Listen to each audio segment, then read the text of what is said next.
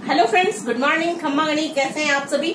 मैं मासूदा परवीन एक बार फिर से हाजिर हूँ आप सभी के बीच में आपके अपने चैनल गणेशा स्टडी कंसेप्ट पर। फ्रेंड्स, हम पढ़ रहे थे राजस्थान हिस्ट्री में गुर्जर प्रतिहार वंश के बारे में, और गुर्जर प्रतिहार वंश की मंडोर शाखा हम पढ़ चुके हैं। और नेक्स्ट हमने पढ़ना शुरू किया था भीनमाल शाखा।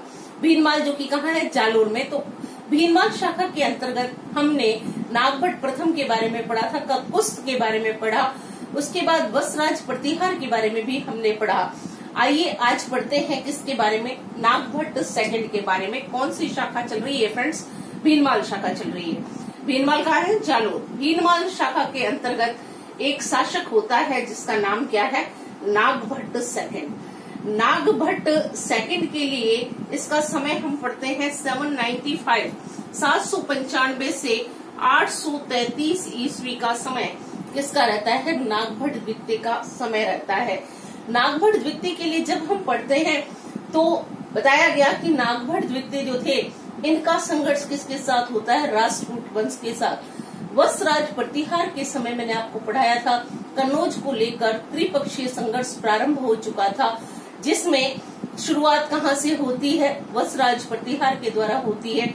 तो यहाँ पर जो है नागभट्ट द्वितीय का संघर्ष किसके साथ होता है, राष्ट्रकूट वंशी शासक था जिसका नाम था गोविंद तृतीय।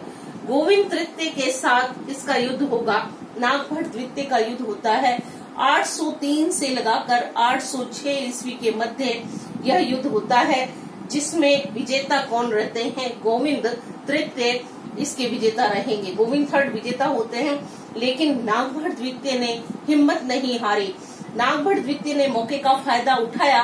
जब गोविंद तृतीय घरेलू समस्याओं में बिजी थे या परेशान थे, उस समय मौका देखकर नागभट्ट द्वितीय ने किस पर आक्रमण किया, इन्होंने आक्रमण किया है कन्नौज पर।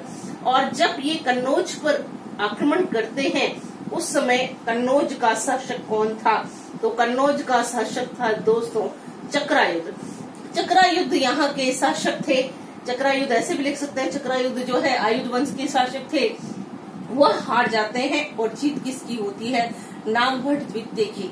चक्रायुध जो कि क्या था, ये बंदा बंगाल के शासक धर्मपाल पर आश्रित था, इसलिए बंगाल के शासक धर्मपाल से भी किसका संघर्ष होगा।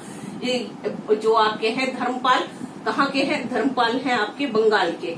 ये क्या करते हैं, आक्रमण करते हैं नागभट्ट सेकंड पर, लेकिन इस बार विजेता कौन होते हैं, नागभट्ट सेकंड होते हैं।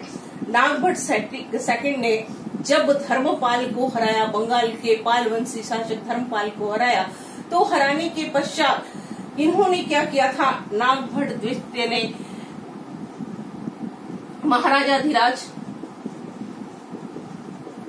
परम भट्टारक, इस तरह की उपाधियां किसने धारण की है, नागभट्ट सेकंड ने। एक बार फिर से रिपीट करना चाहूंगी, ध्यान से सुनिएगा। नागभट्ट सेकंड जो है क्या है, एक पावरफुल शासक है। नागभट्ट सेकंड का संघर्ष होता है राष्ट्रकूट वंशी शासक गोविंद तृतीय के साथ में। गोविंद तृतीय के साथ जब इनका संघर्ष होता है तो विजय किसको मिलती है, गोविंद तृतीय को मिलती है। गोविंद तृतीय विजयी हुए, उसके बाद नागभट्ट जो थे उन्होंने संयम नहीं खोया। नागभट्ट द्वितीय मौके की तलाश में थे, और उन्होंने जब देखा कि गोविंद तृतीय अपने घरेलू समस्याओं में बिजी हैं, मौका पाकर उन्होंने क्या किया, कन्नौज पर आक्रमण किया। कन्नौज का शासक कौन था उस समय, चक्रायुध था, क्योंकि मैंने आपको पहले भी बताया है हर्षवर्धन की मृत्यु होती है 647 ईस्वी में। उसके बाद जो शक्तिहीन आयुध वंश था, उस वंश के शासकों ने यहाँ पर राज किया। उसमें एक शासक कौन था, चक्रायुध था। चक्रायुद्ध की लड़ाई किससे होगी, नागभट्ट सेकंड से, और विजेता कौन रहते हैं, नागभट्ट द्वितीय। बंगाल का शासक धर्मपाल वो इस युद्ध में भाग लेता है, या नागभट्ट सेकंड और धर्मपाल के बीच युद्ध होता है। उसका कारण ये था कि कन्नौज किस पर आश्रित था, बंगाल के शासक धर्मपाल पर आश्रित था, और इन दोनों के मध्य मुंडोगो नामक स्थान पर युद्ध होता है, जिसमें विजेता कौन होते हैं, नागभट्ट सेकंड होते हैं। नागभट्ट सेकंड ने इस युद्ध विजय के उपलक्ष्य में महाराजाधिराज, परम भट्टारक, इस तरह की उपाधियों को धारण किया। नागभट्ट सेकंड के लिए हम पढ़ते हैं तो इन्होंने मत्स्य, मालवा, किरात क्षेत्रों को जीता था। इन्होंने भुजकला, जो कि आपके कहाँ पर आता है, जोधपुर में। भुजकला जोधपुर में नागभट्ट सेकंड ने क्या किया है। भुजकला एक जगह है जोधपुर में, और भुजकला शिलालेख भी पढ़ने को मिलेगा आपको। भुजकला जोधपुर में इन्होंने एक क्या किया है, एक तो बनवाया है विष्णु मंदिर, और एक मंदिर बनवाया था शिव पार्वती का मंदिर। विष्णु मंदिर और शिव पार्वती, या शिव मंदिर लिखा है, जिसको वर्तमान समय में हम क्या कहते हैं, शिव पार्वती का मंदिर कहते हैं। नागभट्ट द्वितीय ने 833 ईस्वी में गंगा में समाधि ली। गंगा में समाधि लेने वाला शासक कौन था, नागभट्ट द्वितीय था। तो ये थे नागभट्ट द्वितीय। इसके बाद अगले शासक कौन बनते हैं, वो है रामभद्र। देखिए फ्रेंड्स, अगला शासक कौन है, रामभद्र। रामभद्र जो है, इनका समय रहता है 833 से लगाकर 836 ईस्वी का समय रहता है। यह नागभट्ट द्वितीय की पत्नी इष्टा देवी के पुत्र थे। रामभद्र ने कोई भी विशेष कार्य नहीं किया, क्योंकि यह पावरफुल शासक नहीं था, इसलिए इनके बारे में कुछ विशेष पढ़ने को नहीं मिलता है। और यदि आपसे ये प्रश्न पूछ लिया जाए कि प्रतिहारों की कन्नौज शाखा का प्रारंभ कब होता है, तो आप बता देंगे किसके समय में होता है, तो वो समय रहेगा आपके नागभट्ट सेकंड का समय रहता है। तो रामभद्र के बारे में हमें कुछ भी नहीं पढ़ना है। अगले शासक जिनके बारे में हम पढ़ेंगे वह कौन है, मिहिर भोज। मिहिर भोज फर्स्ट। मिहिर भोज प्रथम के लिए जब हम पढ़ते हैं तो बताया गया कि मिहिर भोज प्रथम की उपलब्धियां जो हैं, इनकी उपलब्धियों की जानकारी हमें कहाँ से मिलती है, ग्वालियर जो अभिलेख है उससे इनके उपलब्धियों के बारे में जानकारी मिलती है। मिहिर भोज को क्या नाम दिया गया है, सूर्य का प्रतीक कहा गया है। क्या नाम दिया गया है दोस्तों, सूर्य का प्रतीक। और यदि उपाधि की बात करते हैं तो उपाधियां इनकी है प्रभास पाटन, आदि वराह। इन नामों से इनको जाना जाता है। किस नामों से, इनकी उपाधियां हैं प्रभास पाटन और आदि वराह। प्रभास पाटन आपको लिखा हुआ मिलता है ग्वालियर अभिलेख में, और आदि वराह मिलता है आपको दौलतपुर अभिलेख से मिलता है।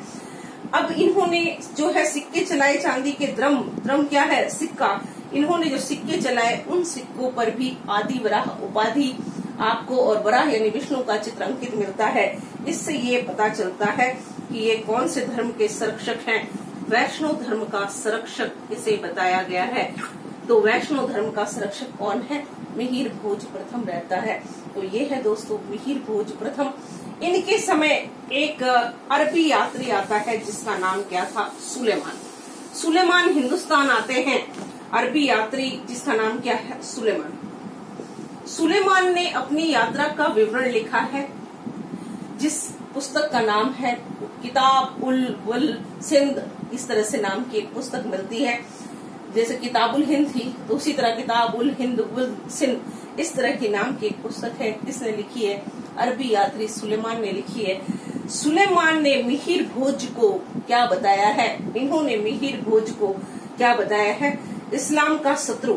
इस्लाम का शत्रु किसे कहा जाता है, तो आपको ध्यान रखना है, सुलेमान बता रहे हैं किसको, मिहिर भोज प्रथम को। या इस्लाम का अमित्र, या मुसलमानों का, इस्लाम या मुस्लिम का, मुसलमानों का या मुस्लिम लोगों का अमित्र कौन सा है, तो वो उन्होंने किसे बताया है, मिहिर भोज प्रथम को बताया है। सुलेमान साहब ये भी बताते हैं कि हिंदुस्तान को, सुलेमान ने भारत को यानी हिंदुस्तान को क्या नाम दिया है, काफिरों का देश नाम दिया था। काफिरों का देश कहने वाले कौन है, सुलेमान साहब है। और किसको कह रहे हैं, वो हिंदुस्तान को यानी भारत। काफिर का मतलब वो आपको पता है, जो क्या है, इस्लाम से खारिज हो चुके हैं या जो गैर मुस्लिम हैं, उनके लिए एक शब्द यूज किया गया है, वह कौन सा है, काफिर है। अब उसके बाद मिहिर भोज के लिए कुछ और चीजें आपको बता देती हूँ। मिहिर भोज को प्रतिहारों का पितृहंता कहा जाता है। प्रतिहारों का पितृहंता क्यों कहा जाता है, तो इसका कारण ये था कि इन्होंने अपने पिता रामभद्र की हत्या की। और इनकी माता का नाम यदि पूछा जाता है तो इनकी मदर कौन है, इनकी मदर थी अप्पा देवी, ऐसा बताया जाता है। मिहिर भोज जो है इनका जो है साम्राज्य बहुत ही विस्तृत था। मिहिर भोज बहुत ही पावरफुल थे, इसलिए सुलेमान जैसा व्यक्ति भी क्या करता है, इनके बारे में लिखता है।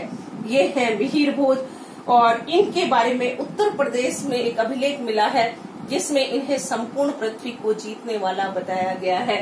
तो ये थे दोस्तों मिहिर भोज। कल फिर से मिलते हैं। जालोर शाखा अभी कंप्लीट नहीं हुई है, कल फिर से पढ़ेंगे। तब तक के लिए take care, see you, bye bye, tomorrow फिर मिलते हैं। Okay, thank you very much.